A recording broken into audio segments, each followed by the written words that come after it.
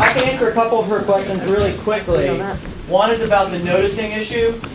We know we sent notices to everyone within a half mile of the compressor stations, as well as local libraries, all local news stations. We sent it to all the town, every town board and every municipality that was in, state senators, federal, state agencies. Excuse me, aren't there 3 compressor stations involved in this project? I'm talking about all of them. I'm talking about, for each of those stations, we sent it to all of these people. Okay? The mailing list was pretty large at about 1,000 people and organizations. So I err, and also I sent it to NGOs as well. I always try to send it to as many NGOs as possible. So we err on the side of caution when we try to send it out to as many people as we can. So I apologize if some people weren't able to know that this was happening. Again, that's all I can do is apologize. Now, You can do better. what? Actually, I probably did not. Actually, I'm almost positive no union numbers were on that list. But anyways, talk briefly about what she talked about the designation between public, privileged, and CEII, which is critical energy infrastructure. Those are our 3 designations for type of information that we get. Public information is just that, public, anyone can see that. Privileged is information that is basically business plan confidential for the company. Also, I'm going to explain it, hold on. The third is critical energy infrastructure, which is passed very shortly after 9/11, so that we did not give specific location information that effectively terrorists could use to target infrastructure. Now, having said that, we routinely go through the document and look to make sure that they're not overclassifying. I have a great amount of influence over the project. I will talk to the company, our project managers talk to the company and say, why is this privileged? Why is this CEII? Is this designated right? We need to have this information in our document, and virtually every time I've ever asked companies to do that, they have gone ahead and put that in a public document. So I will review I will review the privileged information. I will review the stuff that's classified as CEII. But at the end of the day, I basically talk to the company and we try to figure out what needs to be in the public document so that I can give the information to you. So that is the way those things work. Eric, we object to the process by which FERC deals only with the company to determine what should be revealed and what should be involved. I understand your objection. I understand. Thank you. I mean, I'm very much an advocate of open process, and I think everybody wants the open process. There's a delicate balance act between what is legitimate business plan information, what is legitimately CEII information that could be used to target infrastructure and public. We understand that that's a delicate balance, and it's something we fight with on every single project. Okay? And so do all the attorneys know all that too. They know the same thing. I understand. I have a question here. I'm losing my home. Real quick question. Yeah, I got it.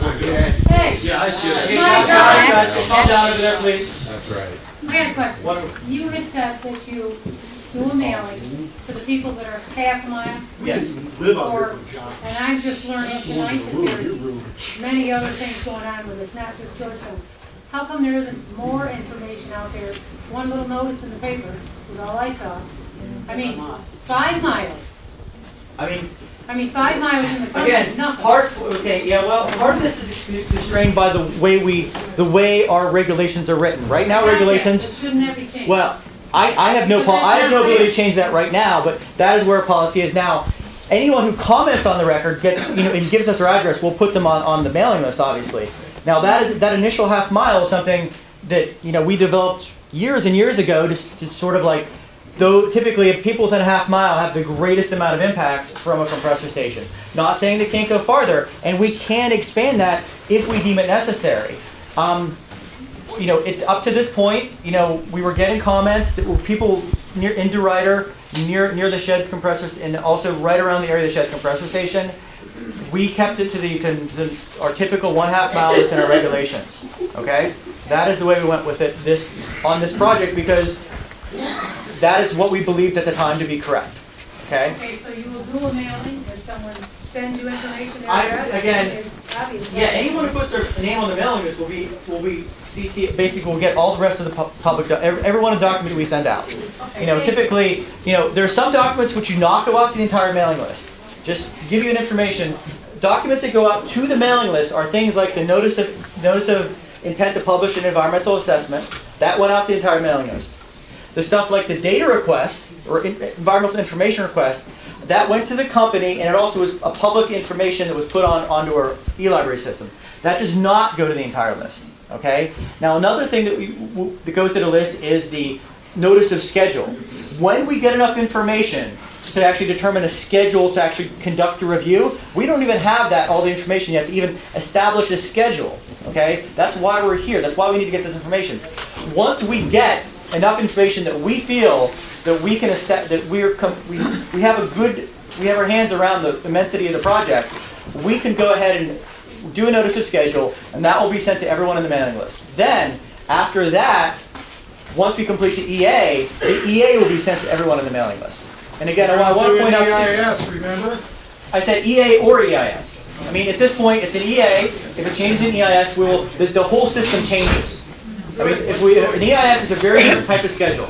Okay, it's much longer. Eric, FYI, I received nothing but a business card stuffed in my mail. And again, one of the things that we rely on is, we get the mailing list from Dominion. Yes.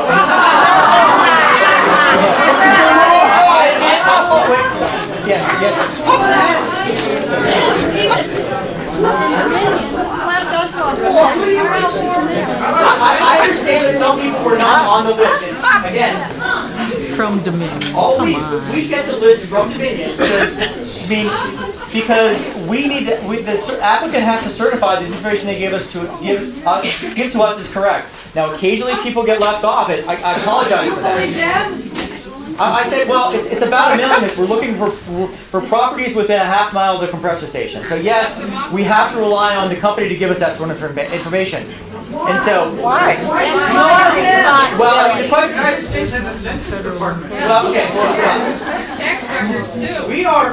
The group that does this project are about 30-some people. I mean, there's over 1,000 people on this mailing list. Okay, we rely on the company to give us information because it is the best way for us to understand where the information comes from and how to get it. Now, again, that's one of the reasons we come here. It's because we need to, you can tell us, well, I'm off the list, I'm on the list. And so that's really why we come out to these scoping meetings, because it's still early in the process, okay? You could still affect the nature and whether this project even gets built. That's why we come here, and that's why we do it, okay? So again, I want to explain to you about the mailing list and about the CI information. Now, back to the speaker list. The next person is Wes Gillingham.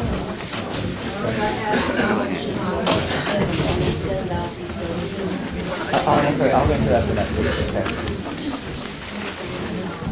My name is Wes Gillingham. I'm the program director for Catskill Mountain Keeper.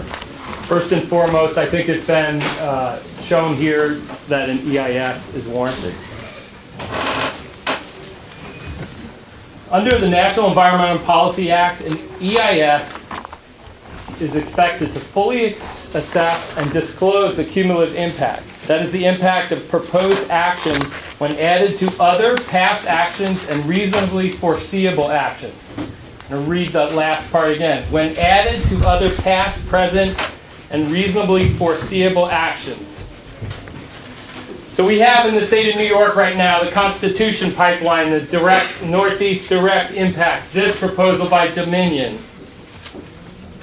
One of the reasons that FERC exists is that they play a role in allowing projects to go forward in this country, and they look at it from the big picture. They have a really elaborate process. They have a scoping hearing, an EA, an environmental impact statement. They have an incredible amount of power in this process. They have power in this process. They can grant eminent domain to a private company to take your privately owned property from them for a pipeline.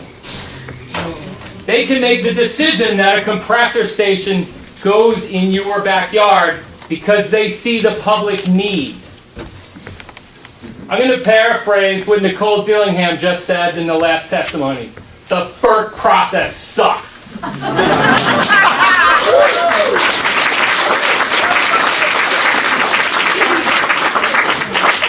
The FERC process is incrementally slashing the democratic process in this country, and especially in New York State. We have been keeping out the impacts of hydraulic fracturing in the state of New York for almost 7 years now. And we're facing the onslaught of the industry's need to take the gas that they've taken from people's backyards, like you in this room, who are dealing with those impacts of taking that gas from their backyard, and now you are being forced to deal with them moving it through your backyard so they can take it to Canada and ship it someplace else. That is slashing the democratic process. There is a need for jobs. There is a public need for jobs. And that need needs to be a really big long-term investment. Not an investment in a pipeline that's going to come whipping through your community in a few months or a summer. I saw that happen with the Millennium Pipeline near my house. But a long-term investment that is going to transition out of fossil fuels and to a renewable future, which needs to happen. And it needs to happen as fast as it can. Every project that gets invested in, for now, every single project for the gas company, for the oil companies that gets invested in now, that delays that, and that it delays not only the process of making that switch, but it increases exponentially the impacts that people in communities like you are living with across this country. This is a very flawed process. The FERC should be looking at and doing a comprehensive health impact assessment, not on the compressor station in that person's backyard, but on the cumulative build-out of the industry across the whole state of New York. That's right.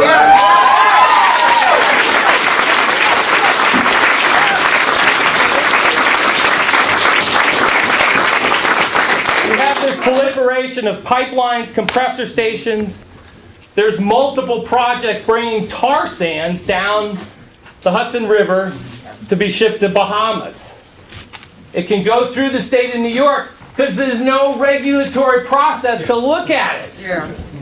They're bringing it down by rail all the way through New York to New Jersey. My time has been up for some. My time is not up because the industry is still threatening our lives and trying to come to my community.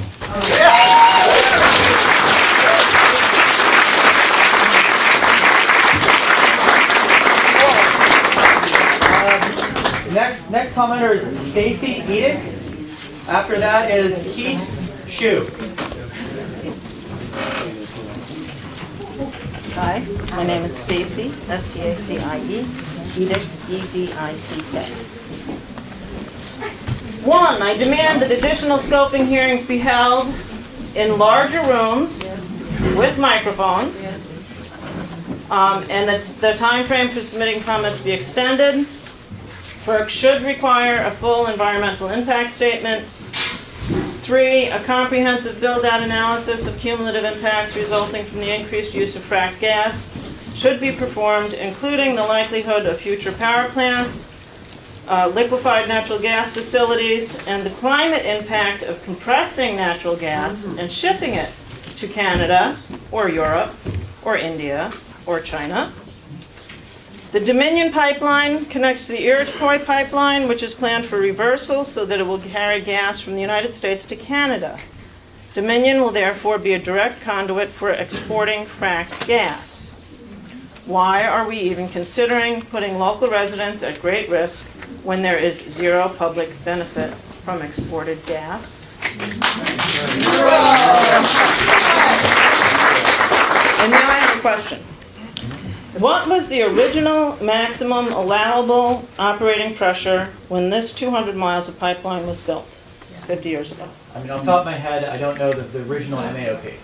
I know the proposed MAOP, what they're proposing now. Now, the question is one of the things that, a lot of questions are talked about the safety of the pipeline. Now, the safety of the pipeline is actually, the safety of the pipeline, the regulations governing safety of pipelines, are actually promulgated, put out by the United States Department of Transportation, or PHMSA. Okay, their PHMSA department. Now, we have a memorandum of understanding with the DOT that we will make sure that when pipelines are built, that they are built to the current DOT specifications. For older pipelines, okay, like this one, that may need to be upgraded. DOT has very specific regulations which we will discuss in the environmental document that talk about all the different safety things that companies have to do prior to going ahead and increasing the pressure. I mean, on past projects when they've done things like this, what they've done, they pig the pipeline. When they say pigging, it means it's named after the sound that the pig used to make when it went down the pipeline to clean it, because it's squeal. But what it is it actually basically monitors the pipeline and actually inspects it from the inside to see whether there's any microscopic fractures or anything like that. All those sort of things have to get done, very specific things have to get done by the company prior to uprating of any pipeline. And if that means they have to go in and dig up sections and replace it, that's what they have to do. So that's just an overview of what happens in that particular instance. What is MAOP? You said you knew what it was. Well, again, off the top of my head, I don't really know. It was, I want to say, I think it might be 1480, but I'm not 100%. Shouldn't that be in the application? It is in the application. I don't think so. Well, it should be in the application. It should be, yeah, but it's not. The whistleblower told about how the pigs were actually programmed to disregard any leaks or anything within those pipelines. Well, that would be We've had illegal. several whistleblowers, well, obviously.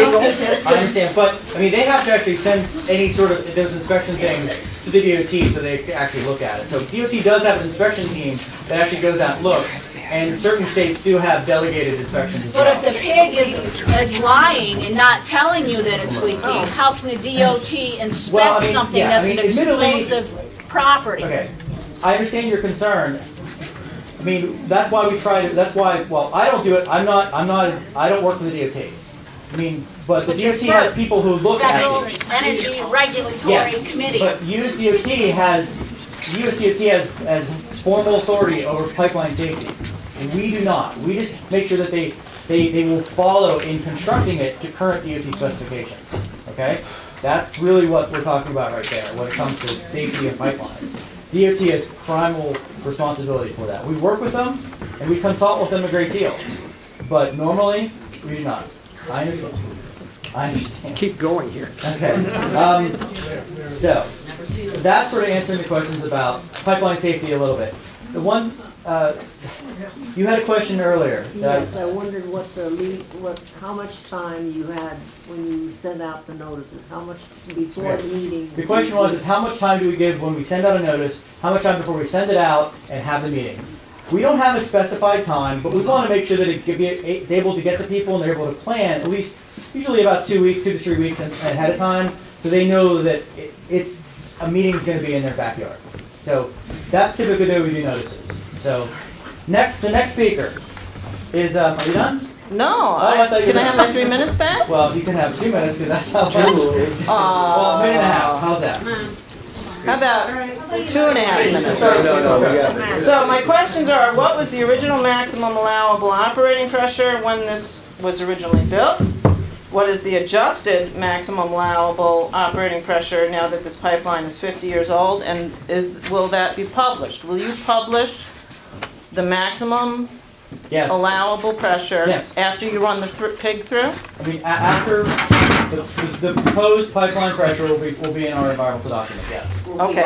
And actually, will be in our environmental document, so yes. We have to wait till then? And will the peak pressure immediately downstream of each compressor station also be in that document?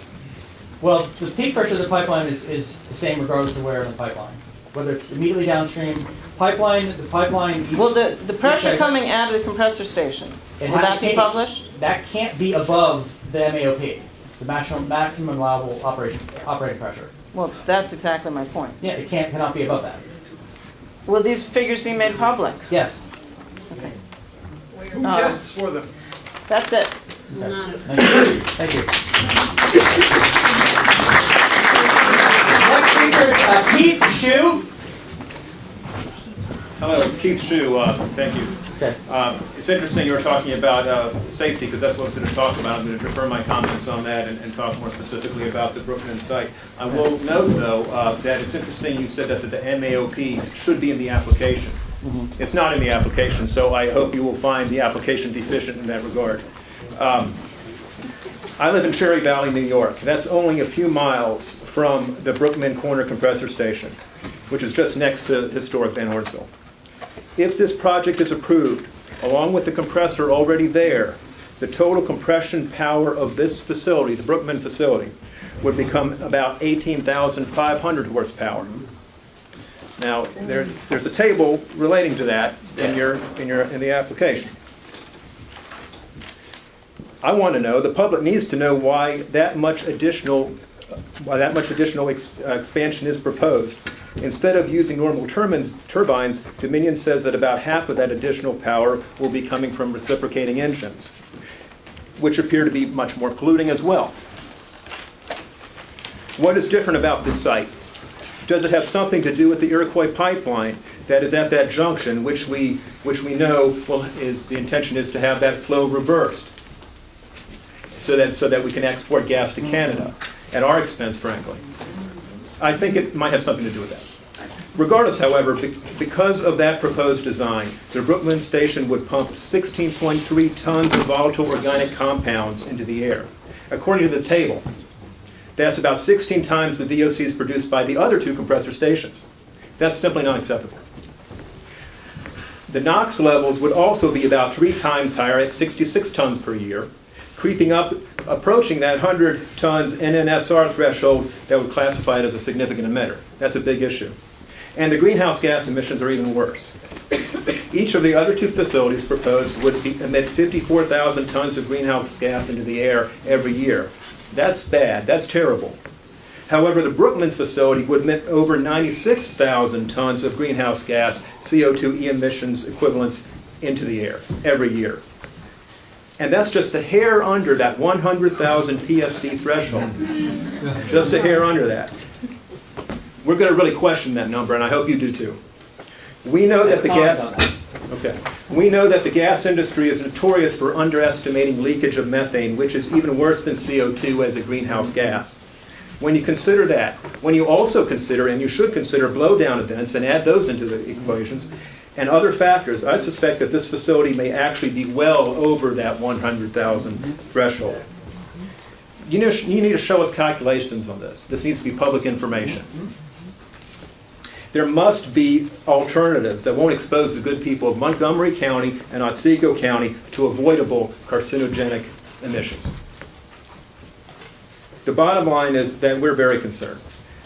We're very concerned that FERC does not seem to be concerned as well by allowing the entire 200,000 project to be rushed through with just an EA. That's simply not acceptable. I hope you know, I hope you've heard tonight that people are demanding an environmental impact statement.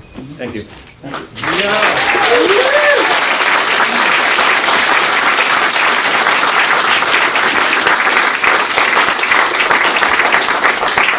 The next person on our list is Charles Geisler. Charles Geisler, I'm sorry. After that is, Sandra, did you want to speak anymore? Correct? Okay. Ellen Harrison is afterward.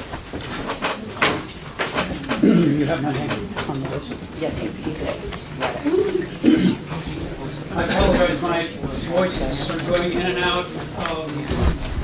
Furthermore, the points I really wanted to make tonight have been made eloquently and fully by preceding speakers. Let me just list what they are. First and foremost, it seems to me that, as people have made abundantly clear, those of you who live on site and those of you who live 5 counties away, the EA just won't do the job we need done. It's irresponsible. We really need Eric or FERC to stand up and show a different kind of leadership. An EA is just a shortcut. Point 2, I think all of us have in common, and I include those of you who are here principally because you are worried about employment and future employment, and those of you who are here, like myself, because we're concerned about our kids or our property values, our potable water, the global climate that we're going to be living with and is radically changing. Anything less than a cumulative impact assessment, which is required by law, as several speakers have so nicely pointed out. We've got to look, as NEPA requires, at alternatives as well as the proposed permit. It's not clear to me what those what those alternatives are. Several people have listed some very interesting ones. They, by law, have to include the status quo. No change, no permit, by law. We only get there if we do a full environmental impact assessment with the cumulative impacts. If you look in the white paper handout that was made available by FERC at the door, and you look at the map, you see the pipeline cutting across the state of New York. This is Madison County for sure, but it's all of us in New York State. This is the big picture, and it's transboundary. It's in other states as well. So that's what brings FERC into the picture, the fact that it's interstate transfer of gas. A couple of weeks ago, perhaps with some of you in the audience, I went down to New York and marched in the People's Climate Change. 300,000 or 400,000 people showed up, and labor, organized labor, was there and strongly representative. I was so proud to be with them.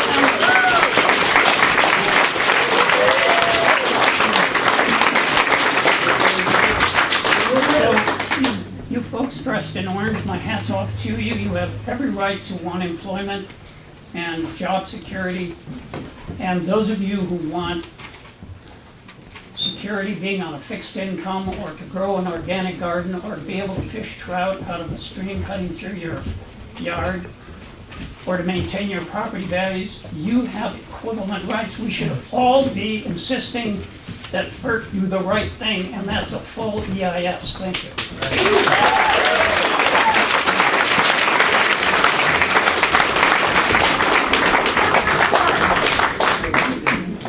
I'm Ellen Harrison. You need my spelling? Okay. Thank you for being here. Obviously, FERC underestimated the level of interest in this project, and the substantial outpouring and the fact that we're all here despite incredibly short notice is amazing. We need more hearings. We need more opportunity to let our knowledge be shared and our opinions be known. I'm very concerned about health impacts related to some of the proposed facilities. And as we all know, it takes time for a number of these kinds of health impacts to show up. They are not instantaneous. And it's interesting to note that we are just beginning then to see scientific peer-reviewed studies of health showing up. There's a database that physicians, scientists, and engineers for healthy energy have put together that includes all of the peer-reviewed articles. And I want to make sure FERC is aware of that, and I want to ask whether the staff and commissioners will be reviewing those health studies, and hope you can answer that for us. I also am very concerned that air quality is a significant concern and question. And I want to know how the application addresses and what FERC does to regulate air quality and air monitoring. It's my understanding that at compressor stations there's not monitoring for air toxics, only for criterion pollutants. That means there's not monitoring for formaldehyde, which seems to be a significant issue. There also does not seem to be monitoring of special events like blowdown events. You monitor once a year, you monitor once a permit, which is every 5 years in DEC air permits. So what's the story here? What kind of monitoring is going to be required for the kind of toxic pollutants that we're concerned about? I want to know, and I think we do know, whether the application in FERC reviews address climate change impacts. We know it doesn't, and it must. We know, therefore, that FERC must do a complete EIS that addresses climate change impacts and health impacts. I also know I started an organization called Fleeced for people who signed gas leases before they knew about the impacts of fracking. And one of the early speakers talked about impacts on their property values, the fact that they now are having trouble getting homeowners insurance, the fact that most of us, anybody who signed a gas lease, and presumably anybody who signs an easement for a pipeline, is violating the terms of their mortgage or any loans they have. Because when you get a mortgage, you say, you know, nobody else can take any property rights away. I want to know whether FERC is going to be addressing those impacts as part of their study. They must. I also am interested to know, FERC has 5 commissioners. Who appoints them? How long are they appointed for? And what are their backgrounds in regard to the oil and gas industry? Well,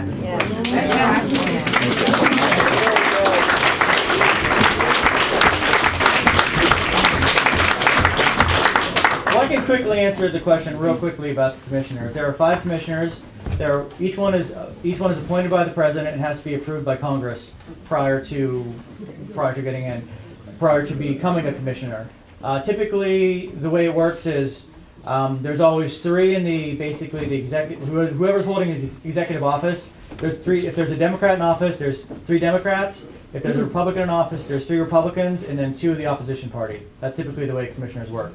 As for the background, you can go onto the FERC site and see all their bios. I don't intrinsically know every single one of the commissioners what their bios are. Most of them have worked in public service commissions around the country, that sort of thing. So I'm sorry, terms of office? How long are they? I want to say it's a 4-year. I actually can't remember whether it's a 4 or 6-year term, but it should be right on our FERC website. Very detailed information about each of the 5 commissioners. Well, and the chairman, which is one of the 5 commissioners. And can you answer the other questions in regard to the air? I'll talk a little bit about air quality, what we do. I mean, obviously everyone's talking about permitting, et cetera, like this. Well, we leave the permitting to the states, okay? But regardless of what happens, when I first started at FERC, you know, we basically left it to the states. Over the last 10 years, we have made sure that we've asked for modeling from all the compressor stations, that we ask detailed information about every single piece of equipment in the facility, emissions from things like meter stations, from blowdowns. We ask for emissions from every single part of the project so we can quantify them and put them in the document. And we ask for all the background documentations, how they developed that information, where they got that information. That needs to be all in the document. There is a data request pending. A lot of these questions that people have asked about, well, what is it, these facilities, what are the emissions, what are the impacts? A lot of those we have asked a lot of those questions. We asked for modeling, for air quality modeling for these facilities. So a lot of that information is there. We are not a permitting agency for air quality. We are an agency that does NEPA reviews. Our job under NEPA is to identify the environmental impacts from the project. So regardless of whether it needs a permit or not, we are still going to identify the impacts from the project. There are projects that don't need to get air quality modeling from the state. We still make them do it because we need to identify that in the document so people understand what the impacts are to them outside of the fence line. Does that include toxics?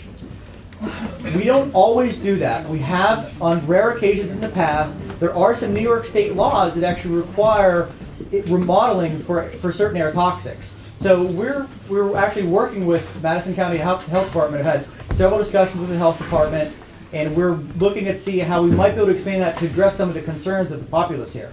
So we are going to try to do that again. I welcome you. We've got a lot of comments on that issue, and so it's something which, when I go back to FERC, it's something which I have to go ahead and really hammer home to make the heads at FERC understand that this is something that you are extremely concerned about, and we need to have this information in the document.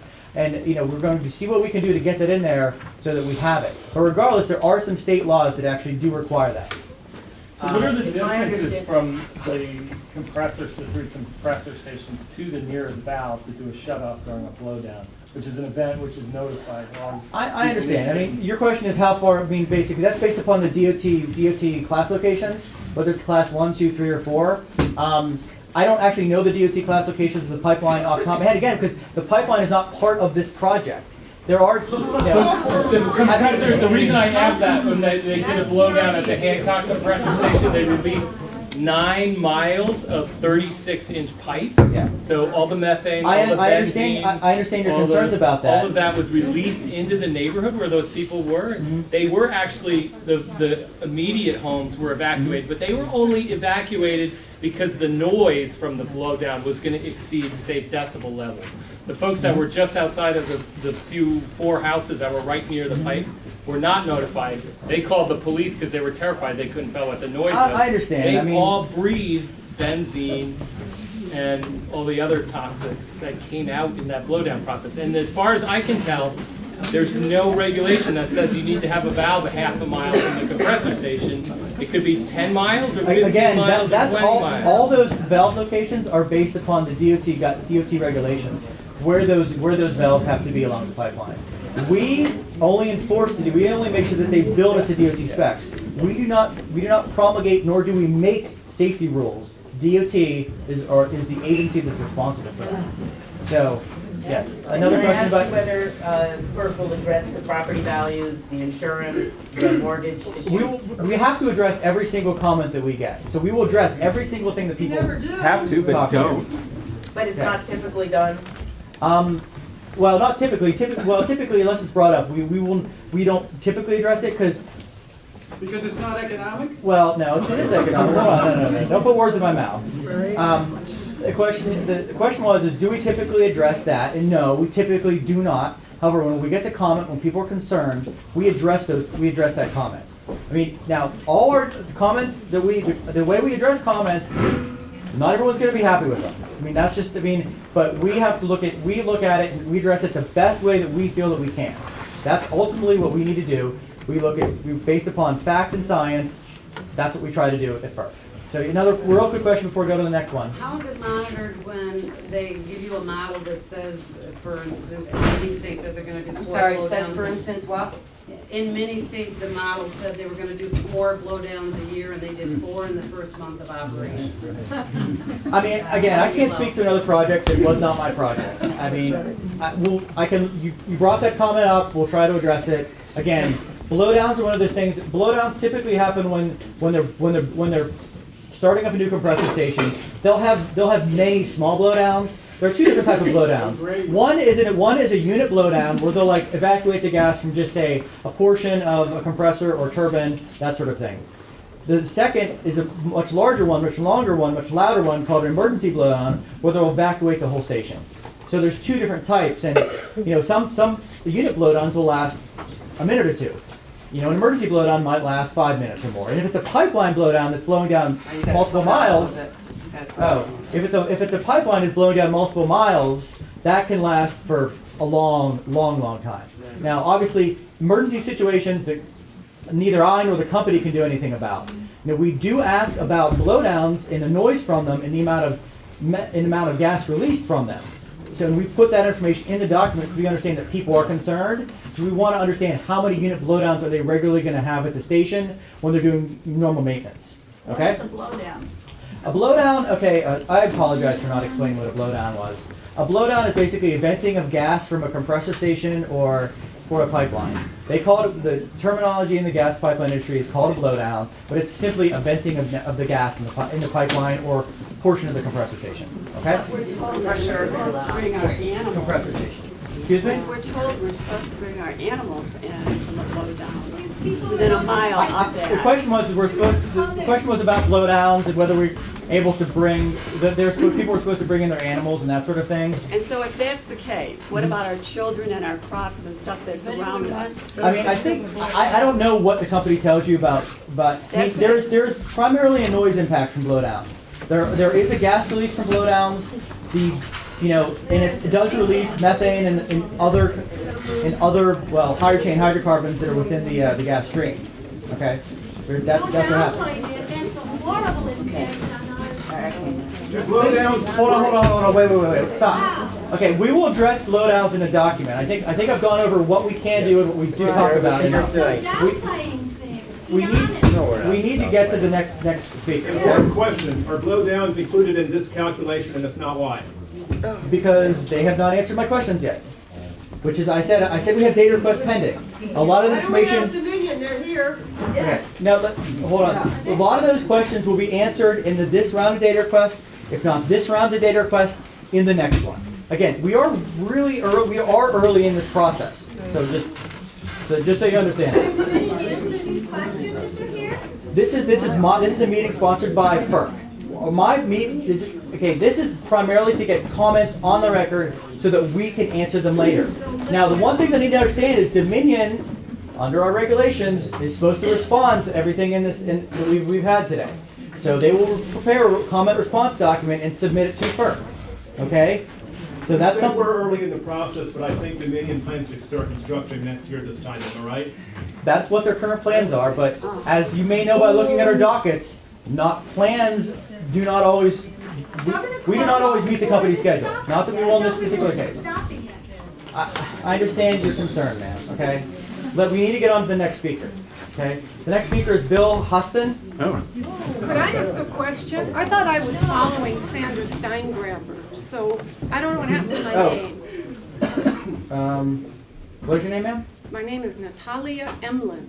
Maybe she signed 2 different lists. But then she packed. Oh no, you're further down. You're about 5 people. Well, let's see. Thank you. You're 7 people down. Okay. Hi, thank you for letting me speak today. So I've been following quite a few FERC dockets, probably around a dozen now. And so I have technical comments, but I'm not going to use any of my technical comments because I'm going to speak in a protest as well, as some of the other speakers have. That what I've come to understand is that FERC is a rogue agency. You routinely defy the people's law, and you ignore directives of federal courts. Specifically, project segmentation. There are really dozens. There's 3 different Algonquin projects that are being segmented right now. We have the Constitution, the Wright Interconnect, the Iroquois Sono, and the Kinder Morgan NED. There's segmentation continuing to go on. You are violating court order. You are violating NEPA. You are violating the Natural Gas Act. You have unconscionably delegated important permitting authority to the American Petroleum Institute without the authority of Congress. You allow, without sanction, jurisdictional facilities under the Natural Gas Act to be constructed without a permit. For example, Williams Central Station in Susquehanna County, PA, and the Windsor Dunbar compressor in Windsor, New York. You make urgent safety decisions based on obsolete models such as high consequence areas and potential impact radius, which places many lives at risk. FERC allows people in rural areas to be exposed to exceptional and unacceptable risks for the benefit of corporate profits, in violation of the United States Constitution's promise of equal protection under the law.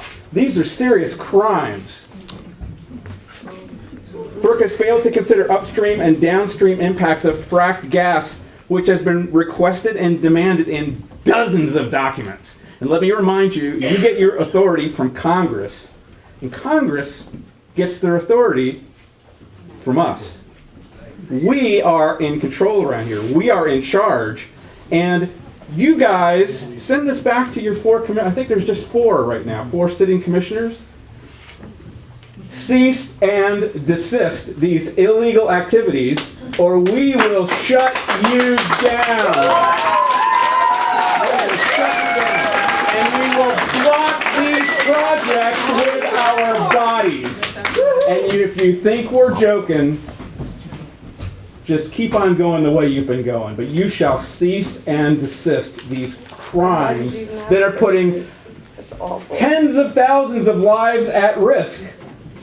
This is unacceptable.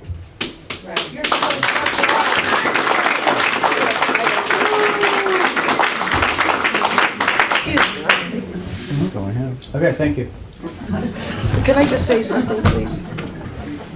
Well, no, we'll go to the next person, which is Shirley Shue. Shirley? I'll be brief, I know it's getting late. I did drive an hour to come here, and I work all day. I'm a pediatric nurse practitioner. My biggest concern is the health of my kids that I take care of in rural upstate New York. I'm worried about what this, the emissions will have on asthma and the kids that I take care of with serious illnesses. I worry about the quality of life that they'll have, the air that we breathe. I don't think I should have to drive an hour after working 8 hours and taking care of 23 kids today. So I think you should have a meeting in each one of the areas that's going to have a compression station. Yeah. The one that's close to me is Brookman Corners Road. So I would ask that you please do that for the, I mean, this is a big deal, this is a big issue. Whether you're a nurse practitioner like me, or a farmer, or an engineer, or a union worker who needs a job, we all should have say in this, and we should all know about it. The impacts are huge on our economy, on our environment, and on our health. So please, I ask that you do a full EIS, study the health impacts, and have one in each of the areas. Please, thank you.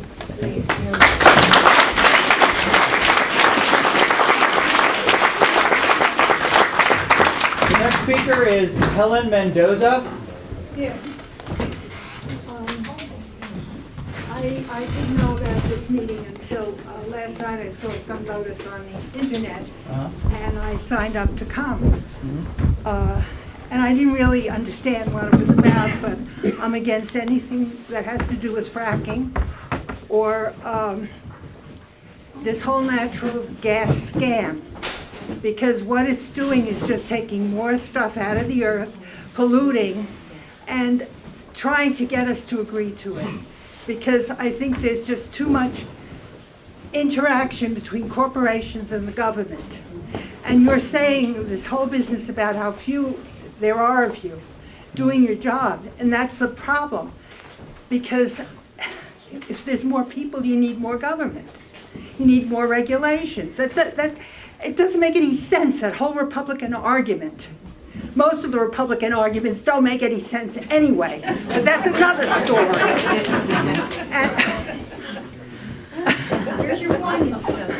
My point is that I came here to find out what was going on and to get some more information on this so that I could have a more informed opinion. I live in Sangerfield, which is pretty close to this community in Oneida County, and I am in agreement with the whole idea of getting real environmental, truthful environmental statements as to the effect of fracking. Because I think too many of the people who signed the gas leases and permitted them to frack ended up having to sign an agreement that they had to be kept silent, that they couldn't sue. And that's supposed to be one of our rights, isn't it? Instead you go to an arbitrator. I mean, this is absurd. It's just taking over the whole democracy. And I guess that's about all.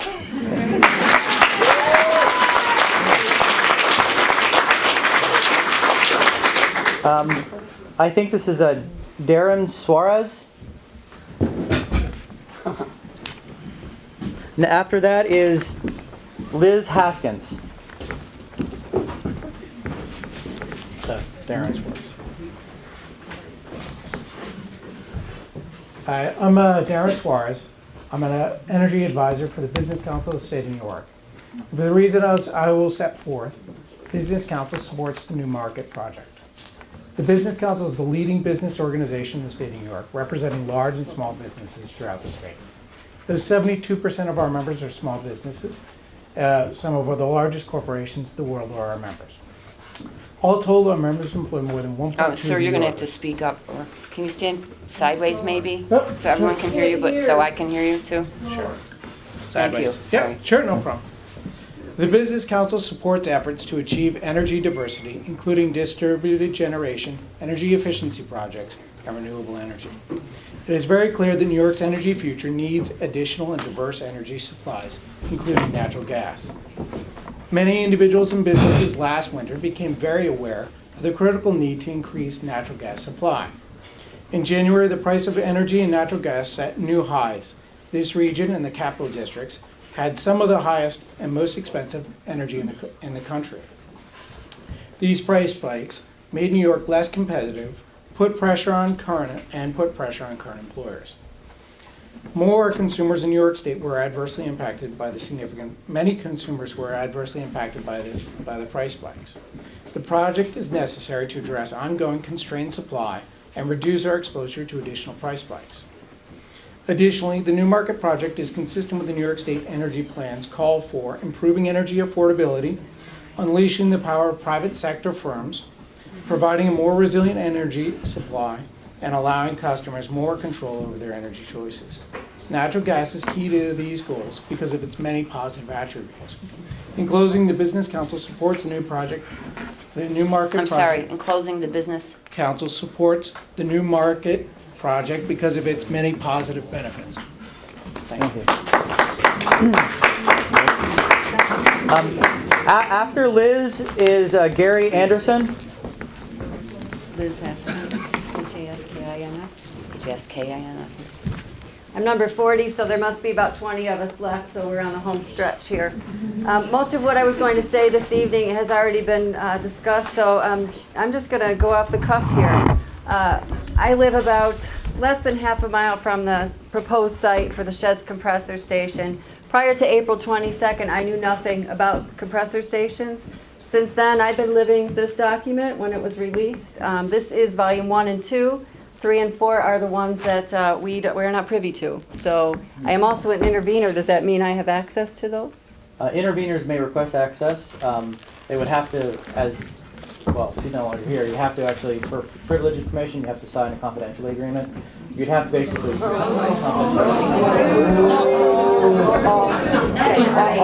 That means I can't share it with anybody else but That's myself. correct. And what's the consequences of that? Well, again, I want to reiterate the fact that, we need to have all the environmental information in there. Typically, the business information in this type of projects it doesn't have any environmental information. The CI information, again, I don't make that final decision. Okay, it is not my final decision, but we definitely talked to the company about whether certain information that's filed as privileged should not be, because we might need to put that in an environmental document. So go on. Okay, so I'm just going to share with you some things in this document. On page 13 of, let's see, this is the introduction.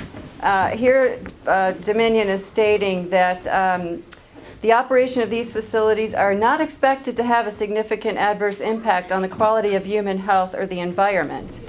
Further down, it says the proposed action is not a major federal action significantly affecting the quality of human environment, and an environmental impact statement is not necessary for this project. Mine is one of the homes that has been left off of this. There's been no testing done on my home for no noise or vibrations or whatever they did before they even filed their application on June 2nd. I'm going to move over here since I'm right next to the owners here. So at any rate, my question to FERC is that if they're emitting homes out of this, how can you be sure they're not emitting anything else? And how can you trust that this document is safe when you earlier said that you're trusting that they're giving you all the information when something such as 2 homes right here have not even been included? Then I want to flip over for you gentlemen and folks who are in orange shirts. I agree with you. We do need jobs. But I'm going to read to you from Dominion's application a total of 347 jobs for all of the project, not 1,000 jobs. Only 11 of which are full-time. This is right in their application, folks.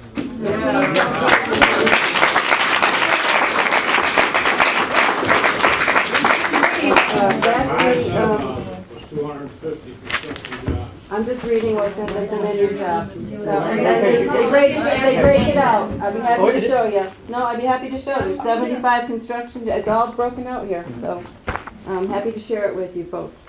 Lastly, I just want to close with there's been no baseline studies for a number of the emissions that will be coming off of this, and I respectfully ask that you use a precautionary principle with this project. You should not be taking actions if the consequences are uncertain or potentially dangerous when you're considering this. And I think we've proven tonight that there's enough there's enough potential, there's enough harm, there's peer-reviewed studies, and FERC cannot ignore those any longer. There are other options, including a no-action option, and I'm begging you to please consider that.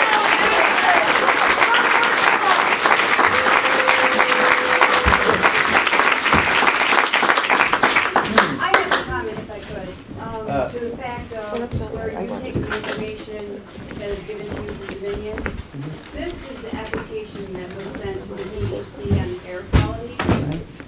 Dominion has put in the estimate or the projected emissions, which is different to the DEC than is what in their application. No, that happens a great deal of times. That's one of the things. Again. But again, you go off what you're saying, that you go with what Dominion tells Well, you. no, we actually, what we do is, we look at it, look to see whether their calculations for their emissions are correct. They need to give us all the background on how they develop those emissions. We look at them and see whether they're accurate or not. There's been many times where we said, this doesn't make any sense, this should be higher.